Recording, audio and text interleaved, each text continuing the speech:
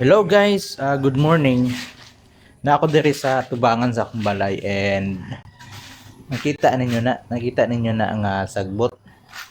Kapila na ako nagsigibot ana, ibton gud po na ako ang roots.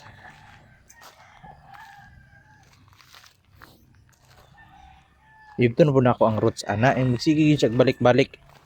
Then karon akong nahuna-hunaan nga what if kung ako kaning i-google lens kung makabalo ba ko unsa ni siya nga type nga sagbot nga sigtubo diri sa tubangan sa akong balay. 2,000 years later. Ayun guys, so natapos ko nang i-search kung ano nga pala yung mga damo na nandun sa harapan ng bahay ko, and ito yung lumabas na katulad talaga nun, which is Boerhaavia erecta. Katulad talaga ito. Tingnan nyo naman to. O yan na yan. Ito yung tumutubo doon sa harap ng bahay ko. And this is Boerhaavia erecta. Plants of the world. Alamin natin kung ano to. Okay, visit natin tong website nito.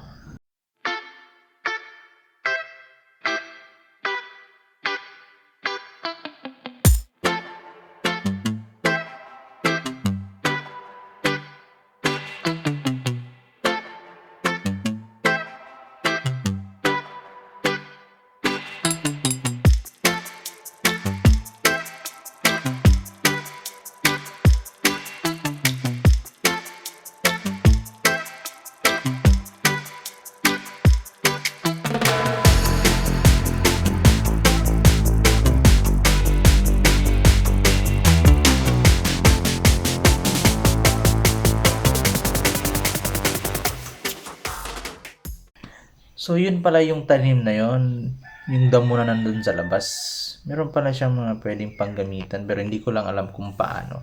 Kasi hindi rin naman common sa atin na ginagamit yung ganung damo. Marami dun sa labas kasi maulan na. Marami dyan sa labas, ayan. Tatanggalin ko na yan ngayon kasi medyo madami-dami na and na tingnan sa labas. Madamo na tingnan sa labas, tatanggalin ko na yun. So yun pala yan, at least nalaman ko kung ano yung mga tanim na nandun sa labas na aking bubunutin na ngayon. Bye bye.